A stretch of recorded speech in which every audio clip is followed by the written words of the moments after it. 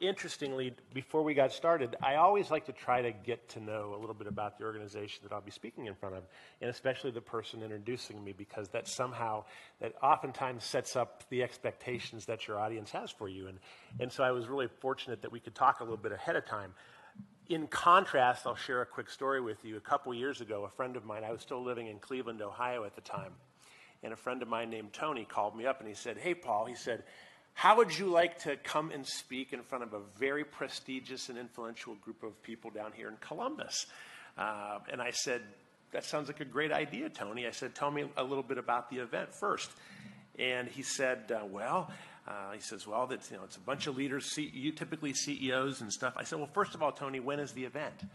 And he said, "Tomorrow." So if you're a speaker and somebody calls you to speak tomorrow, what does that normally mean? You were not the originally intended speaker. And I kind of picked up on that fairly quickly. I said, "Tony, no worries." I said, "I'm more than happy to help out."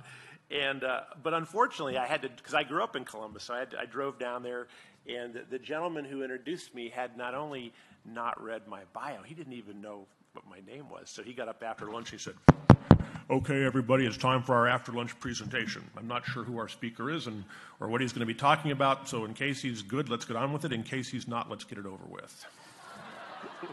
So I want to thank Amanda for that nice introduction.